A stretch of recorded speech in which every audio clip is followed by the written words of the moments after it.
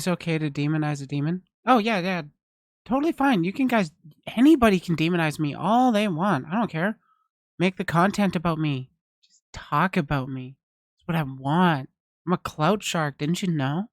Jiggle, jiggle, jiggle, jiggle, jiggle, jiggle, jiggle, jiggle, jiggle, jiggle, jiggle, jiggle, jiggle, jiggle, jiggle, jiggle, jiggle. Guys, guys, guys. Rev put out a video. We might be able to cancel him over it. Let's see what this anti thinks. About Rev, by the way. About Rev. Rev is not an anti.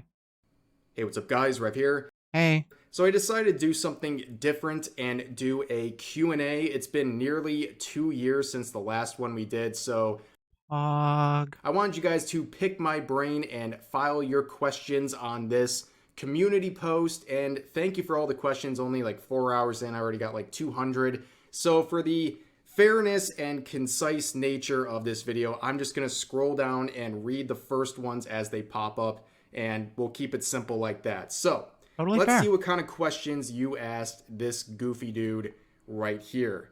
So first question, you've covered VTubers and anime, but would you consider covering Monster Girl roleplay ASMR artists? Well, I have to say that sounds... Okay, I might actually watch that video. That might actually be a fun Rev video. Sounds pretty fun, but I've learned a lot about ASMR over the past couple of years, and that's from a pretty obvious reason. That's because my fiance owns an ASMR channel on YouTube.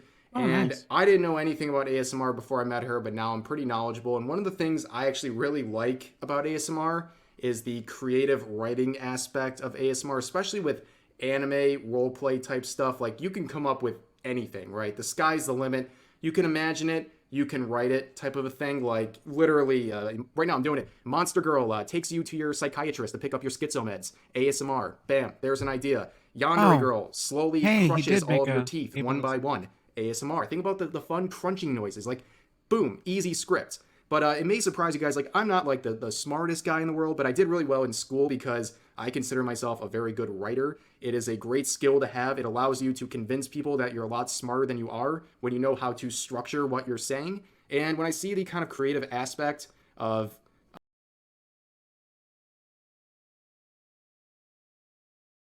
Why not? Why not Briley Sensei Monster Girl ASMR DIY though?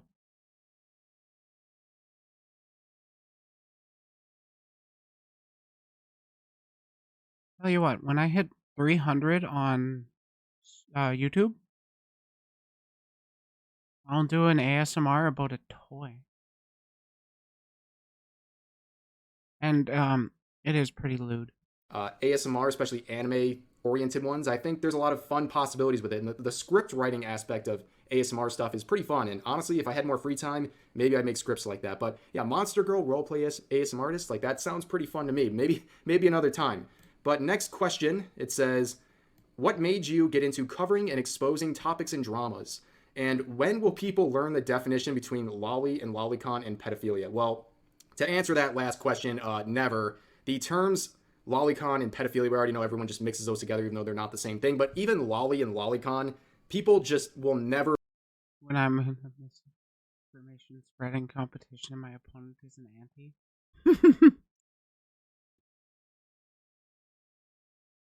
I mean, both sides. Both sides. Learn the difference. I mean, they'll still feel comfortable calling people pedos over it, but they use the terms lolly and lolicon interchangeably, which makes... That's a lot of because they just don't even know. They don't care about understanding the other side. They're a bunch of dicks. I'm one anti that actually knows the difference and knows that pedophilia is just hyperbolic.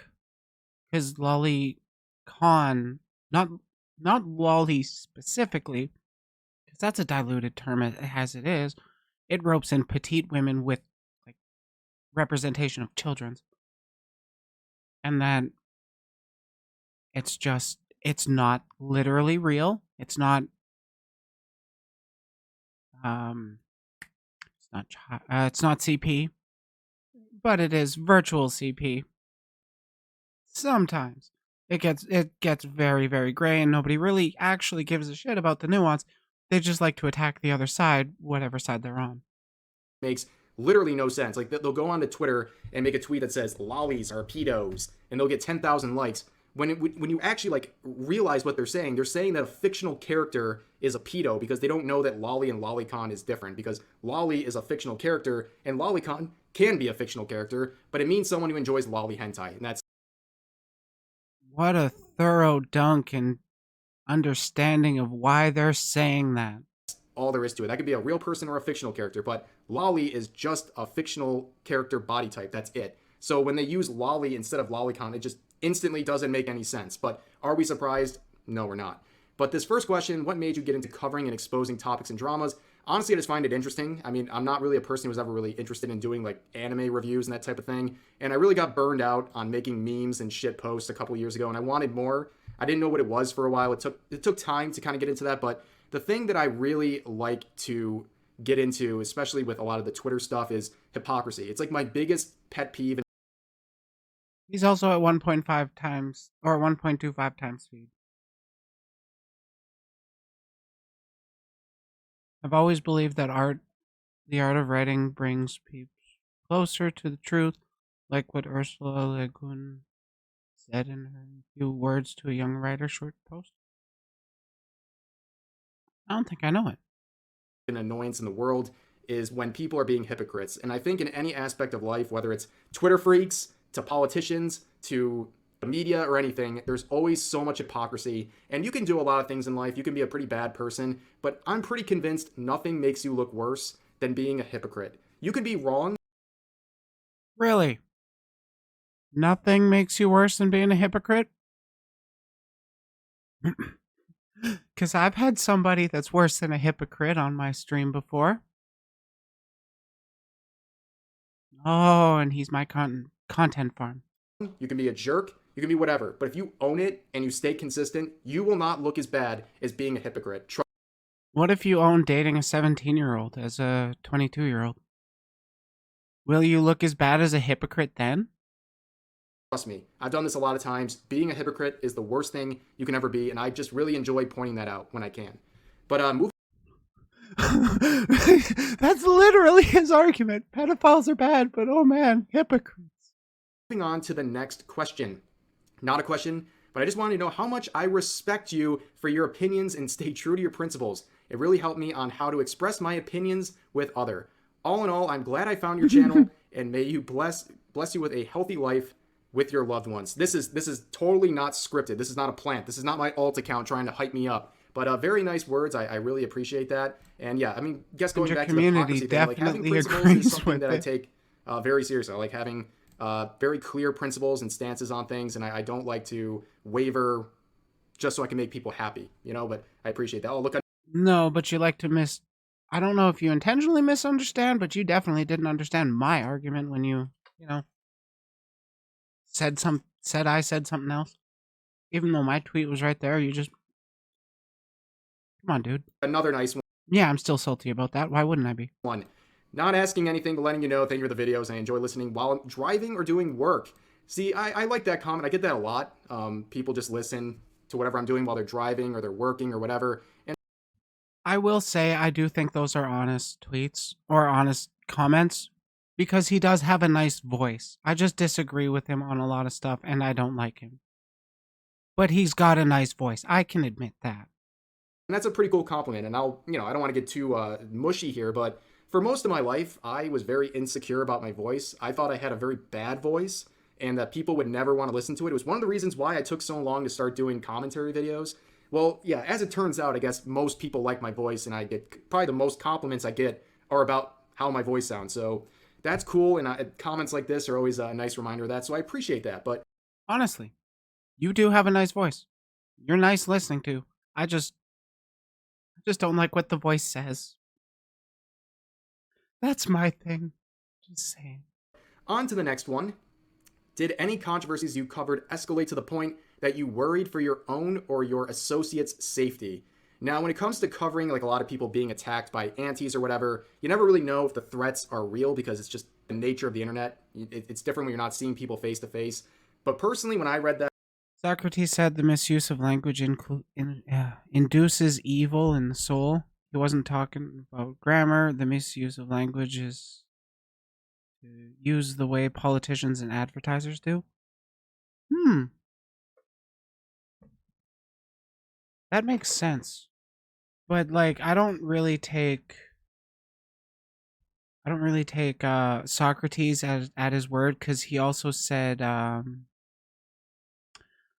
Socrates also said that the written word creates forgetfulness in the soul, and if we didn't have the written word invented around his time, we wouldn't know what he actually said. For profit without taking responsibility, what words mean and what they say, how they say it, writers know words are their way towards truth and freedom. So they use them towards care, thought, with fear, with delight, by using words, will strengthen their soul. Wait, that Socrates said that one too? I'm really confused on what his stance was on the written word. Is this voice in the room now? No, literally, Rev's voice. It sounds nice. I can think of one instance, maybe like 6 or 8 months ago, where I covered a OnlyFans girl who was being psychotic, and perhaps unsurprisingly, her community was just as psychotic. And after I made a video goofing on her community. Have I heard of Jenny Hoppin? No, I have not. I have your wrong address. Hopeless Shrimp, witness. Just witness.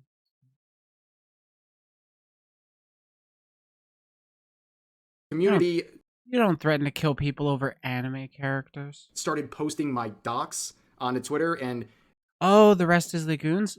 Okay, that's why I agree with it then.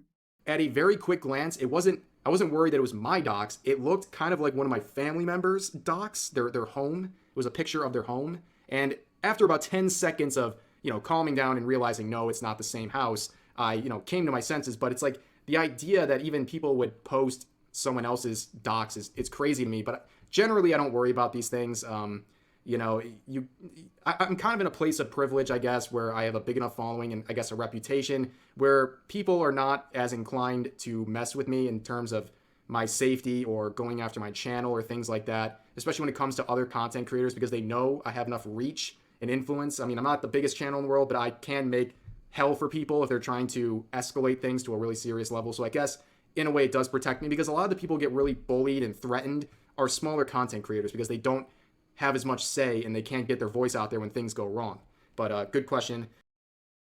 Yeah, and I would like to say that I'm not interested in trying to deplatform him or put his face out there. I literally don't care what he looks like. I just care what he says, the prescriptions he puts out. That's my big thing. I mean, he acknowledges that he's in a place of privilege, like his channel size. Yeah, he's probably making some pretty decent money. He's making more than I do. And I'm working a full job. We'll move on to the next one, saying, do you ever plan to continue more goofy videos like your Smash or Pass saga? I can't imagine covering endless Twitter screw-ups is very fun. On a mildly related note, do you think an Elden Ridge horror based on Twitter would work? I have absolutely no idea. I might need a couple hits of something before I can say that, but I missed the line? What? this first question is a very valid one, and I'm self-aware, okay? Like, this is something that may shock people on the outside, but I think if you've been around here long enough, you probably know I'm relatively self-aware, okay? I know I talk too much about Twitter. I am very aware, and it's not the most healthy thing in the world to constantly focus on Twitter freaks and nonsense coming from Twitter. It is mentally draining, and it's not something that I want to do over and over again, and I do too much of it right now. But why do you do it, Rev? There are things you could be doing. You could be doing like response videos, commentary response videos, rather than just pointing out the anger on Twitter. Like, come on. So yes, I do want to move on to more other stuff. I think we need to kind of turn the page and do less of Twitter, your typical Twitter drama type stuff. And I really do. Oh fuck. No, but I'm just going to start ignoring you. You bitch. Don't leave chat. Enjoy doing like the Smash or Pass videos and things like that. They're more lighthearted. I was thinking in the future we could do more like videos reacting to memes or funny videos or whatever, because they are a nice break. And also I thought about this. Maybe I'll kind of see feedback, but I also thought about maybe posting some VODs onto YouTube, VODs coming from my Twitch channel, where, you know, the vibe is completely different. If you've been to my Twitch streams, you know things are completely different. People, when they first come there, typically are like, whoa, this is a different vibe. And mainly because it's chill. Like, we don't really talk about drama or anything negative. Like, we just go on and, like, do an anime girl tier list and, you know, talk about that. Talk about some anime titties or something, you know? It's Rev, have you considered like recording some of that? Like just record some of your fun anime tier lists, that kind of stuff, and then work that into your content. Like that's the stuff I do. I do live stuff. I don't do edited stuff very much. I think that could be a lot of fun content out of you.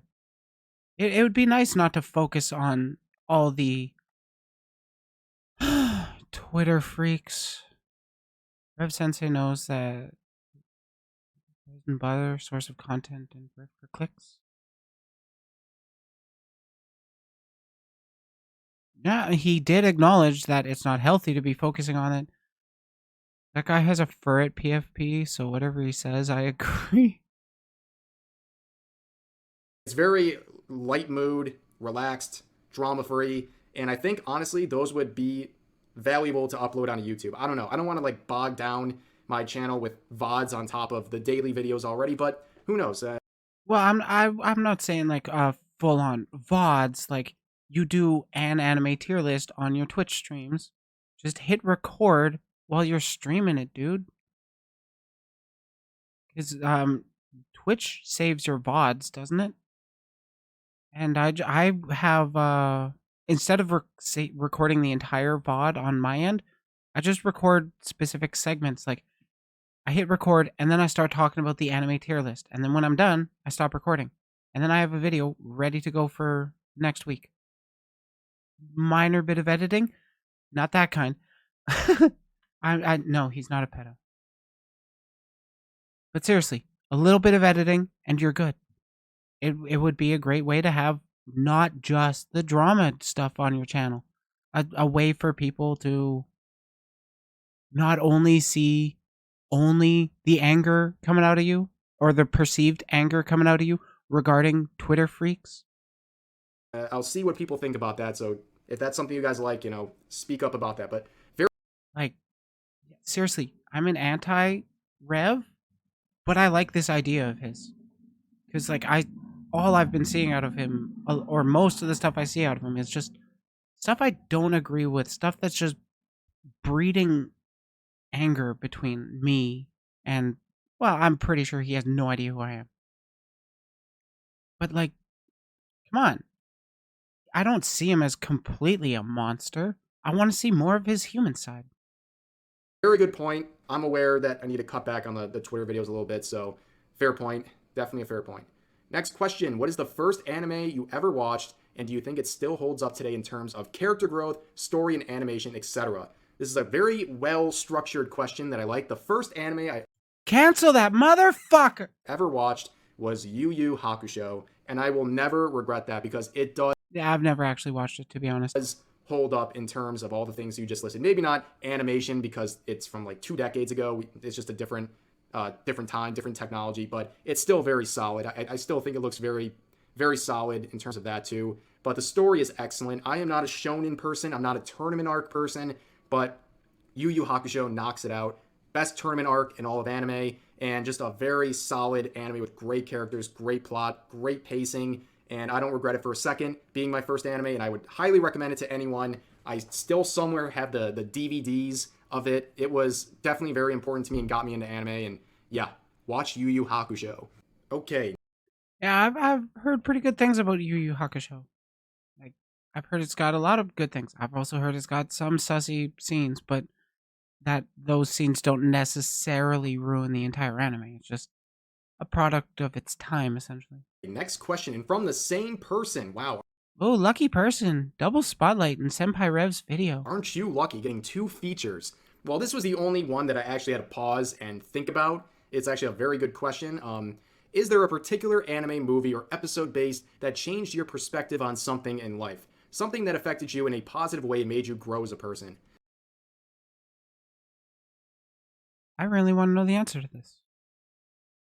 'Cause if you know me, you know I don't want to demonize the people I disagree with. So this one was very interesting because I had to really think about it, and the anime that came to mind is not something that I would have really expected. But Death Note. when I thought about an anime that affected me in a positive way, I think of the first season of Noragami. Now, I don't think it's like the greatest anime ever made. It's not my favorite Aren't I a demon?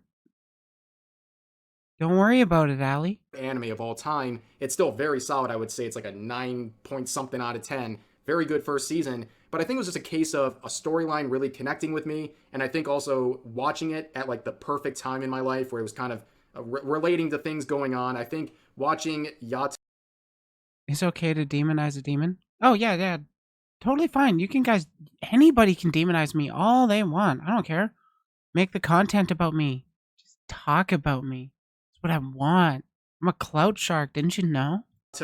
his character growth and development throughout the first season was really awesome, where he's not a black and white character. It's like you don't really know who he is as time goes on. You see all different aspects of him, negative and positive, which is just like anyone else in the world, right? And he kind of pulls it all together in the end and shows that despite some flaws and, seeing some tough times in his life, he pushes through and becomes a very good person. And it's also helped by the fact he has someone in his life that is really positive, like Hiyori, who's also a great character.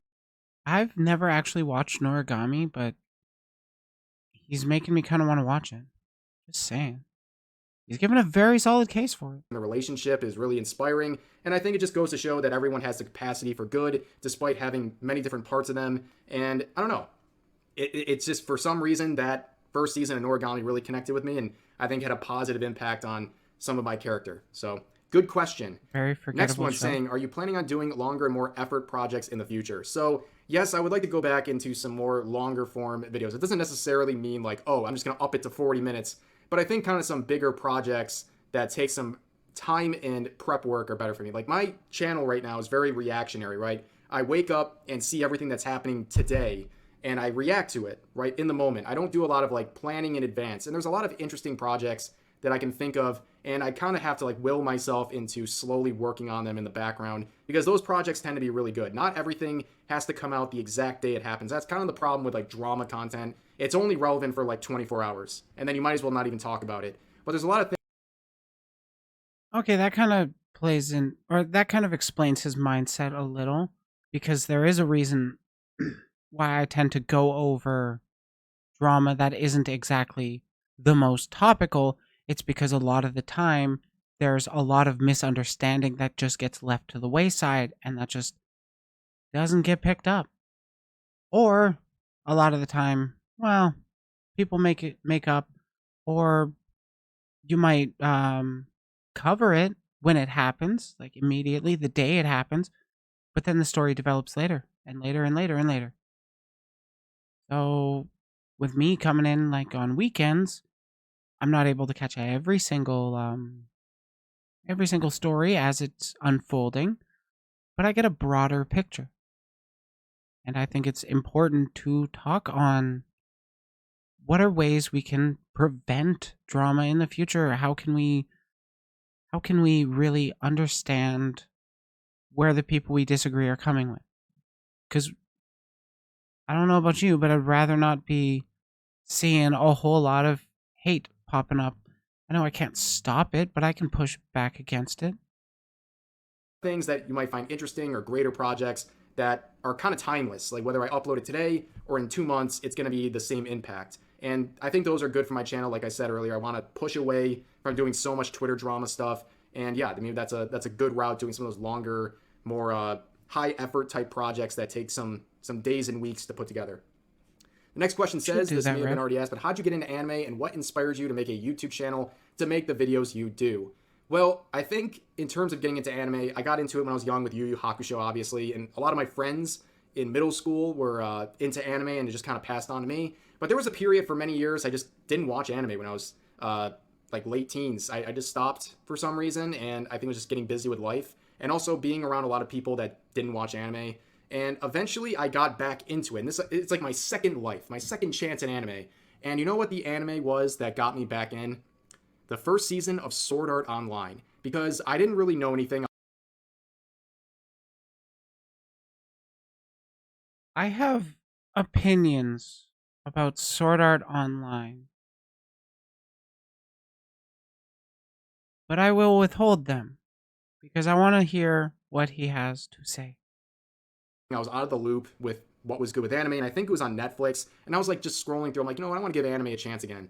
And I'm like, you know, as an avid World of Warcraft player, I see a anime about getting trapped in an MMO, and I'm like, that sounds pretty good, and it seems like it's really popular. It must be really good. And then I watched it and was pretty critical. I thought the first half was actually very solid, but the second half, everything just unravels and becomes a mess. And Oh my god, we actually fully agree on this? Holy shit. Yeah, I actually liked the first half of Sword Art Online. And then the second half of season 1, it just oh my god. They really didn't need to have rape and tentacle rape. you know, there's a reason Sword Art Online, the first season at least, is a bit of a meme. But it got me back into the fight. It got me back into anime, and I started checking out better stuff from that point on. And from there, everything fell into motion. And really, only a couple years later, that's when I made my YouTube channel. And honestly, I made a Dot hack best VR chat anime. Big agree, Ryan. Big agree. I loved that one. Like, so many people just didn't have the patience for it. It was so goddamn good. I gotta watch it again. YouTube channel. I was making like anime cracks and vines and memes by different names. I mean, that's basically what vines and cracks were. They were just memes, but a short format. But I got into it mainly just because I was bored. I'll be honest with you. I was just bored. I was in school. I didn't have a lot of free time, and I just didn't really know what to do with it. And I saw these type of shit posty videos, and I thought, yeah, well, I can do it. And I thought I would grow really quick. That didn't happen. It took a couple of years for things to really get into motion. I guess that's like the biggest takeaway is that you need to really have a lot of tenacity to make it on YouTube. Very few people blow up quickly, and you have to actually enjoy what you're doing. Because if I didn't enjoy making those videos back then, I would have burned out. Like, you can only post so many videos and have them get no exposure before you kind of lose your mind, unless you actually like doing it and are not focused on growth and success like that, you know, solely. Yep. Look at that. He's got another solid point. I do have a bunch of places where I do agree with him. I do have places I disagree with him. Honestly, I do have a decent level of respect for the guy. I just avidly disagree with him on some things. But yes, that's kind of what got me into it. And then eventually I wanted to do commentary, and it just took time for me to feel comfortable talking to an audience. At that point, I think I had like 100K subs, so it wasn't like I was doing it in front of nobody. So it just took some time to fall into what I wanted to do. So a very important next question. What is your favorite cut of steak and your favorite way of preparing and cooking it? If he answers this wrong, he is canceled. I mean, I just like a good ribeye cooked medium. I used to be like a medium well person. I got food poison when I was a kid, and it kind of rattled with my brain a little bit. I didn't want to like risk getting sick with food. But now as I'm older, you know, I can have a medium rare. I can go that far, but a nice Okay. He passes the test. ribeye medium, really like that. And you know, simple ingredients. A good steak doesn't need a lot of help. But that is a very important question, and I'm glad you asked that. Everyone's been wondering. But Yes, that's been my biggest concern about Rev, how his steak is cut. And I'm glad he has the objectively correct take of being tolerant of medium rare. The best kind, or the best way to prepare and cook it. moving on to the next one, saying, would you watch an actual anime series with VTubers? What genre would you think it would be? Doesn't Hololive have an anime of VTubers? Because honestly, I would kind of wanna would watch an anime about VTubers. Fucking give me the link. This is a good question. I think a VTuber based anime would be really funny. I think my concept of it is like a slice of life featuring VTubers. Let's say like Hololive, for example, right? And they have like their extensive lore that they have all these powers and abilities. But here's like the twist is that they're just a bunch of choonies, right? They're regular people who have like these fantasies of being all of these powerful VTuber personas, and they're just like hanging around, you know, cute girls doing cute things with a little bit of choony aspect to it, where they have these VTuber fantasies based on their lore. I think that would be pretty funny. But That could be pretty that's kind funny. of my take on that. But here's another one saying, I know you cover VTubers quite a bit recently, but I'm curious, who's your favorite VTuber and why? If he answers this one wrong, we're canceling him 100%. Now, this is a potential trap Is it? because my favorite VTuber is Eh? obviously my fiance, Darling Strawby. But here's the thing, outside of Valid. her, I would say it's maybe Outside of your fiance. Eh? Eh? unsurprising. It's Gargura. I mean, she really Not is a just kind of the shocker. peak. She's really She's one of those fun. people at the top of her industry that you look at and you go, yeah, she deserves to be there. You know, she has the talent, she has the effort, she has the personality, and she just delivers. Like she has everything that you need to be a big success, and And she's even got some pretty good music. I actually really like Reflect. she delivers on every project she's involved in. And yeah, I've just been a fan since day one. Big time shrimp, and proud of it. And yeah. So let's end this video with one last question. Speaking of my fiance, it's crazy how I watched both you and Straub, but never knew you two were together. So my question is, how did you guys get together? By the way, love your vids. I didn't even know this question was in here, but That is honestly pretty sweet. That somebody was watching both Rev and Rev's fiance, never realizing they were together for the longest time. That is honestly a pretty sweet way to end this video, and I'm glad he's ending it this way. okay, real quick, how we met. I've talked about it on stream a bunch of times, but we met on Twitter. Yes, isn't it ironic that Twitter is like the hellscape of my life, but it is the place where I met my fiance. I mean, I'm not going to judge. You used Twitter. I used Craigslist. I'm not going to judge. So how we met was I saw her leave a reply on one of my tweets, and it was kind of snarky. She had a little attitude. She was criticizing me, like, how dare this woman criticize me in any way? But I go to Terrible of women. You should probably put this woman in her place. By that I mean me. Put me in place with a debate. Come on, let's do it. I think we could have a very fun, friendly chat. We disagree, but I'm not going to be shit slinging. I like disagreement, not slap fests. Well, I mean, I do like slap fests, but they gotta be mutual. They gotta be consensual. Otherwise, I'd rather just discuss our disagreements. respond. Actually, before I respond, I go to check on her profile, and I see, like, she had a couple cute selfies on there, and I'm like, interesting stuff, interesting. And then I go to reply to her, but she deleted the reply. She must have gotten cold feet. I know I'm very intimidating, so maybe she got a little nervous, but for some reason I thought she was cute, so I followed her back. And then I saw this post where she had hit 1K followers on Twitter, and instead of doing what most girls do on Twitter, like, I hit 1K followers, so I'm going to post my ass on Twitter. Here's your reward. She baked a strawberry cake and had, like, thanks for the 1K on there, and I thought it was sweet. So I just I messaged her, and that was pretty much it. I jumped in the DMs, and bing bang boom. About 5-6 months later, we met in real life, and then 5-6 months after that, we moved in together, and here we are, like, 2 years after that, and we're getting married in a few months. So Honestly, I'm really happy for them. That's a pretty sweet story.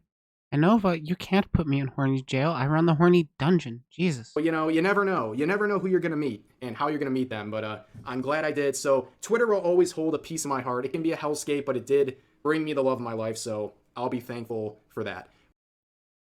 Honestly, it's nice to hear one good thing came out of Twitter. There's probably more, but like, out of a guy that makes a lot of money off of farming Twitter clicks or farming Twitter drama, at least some nice came out of it. But that's going to do it for this Q&A. I hope you guys got some valuable insight into the man, the myth, the meme, Rev. A little bit. And yeah, please share your thoughts down below. We should probably do another one of these another month or two. I think that'd be legit fun, 'cause like this was it. a fun video. So hope you guys enjoyed, and I'll see you next time. It was fun. That was definitely... Was that Kyunko? Oh, that is Kyunko.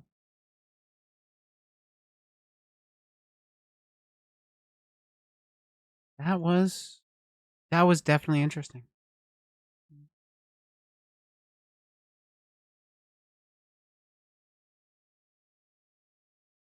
Okay.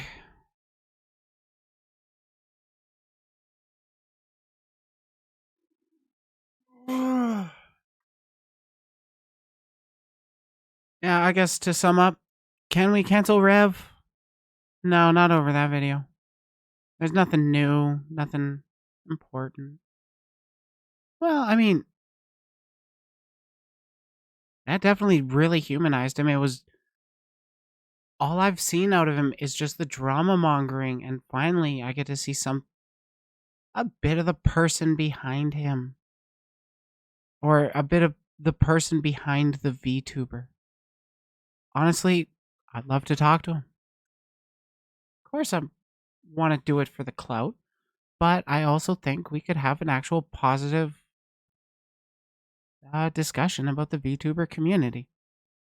He's got a lot of sway, and he seems pretty reasonable.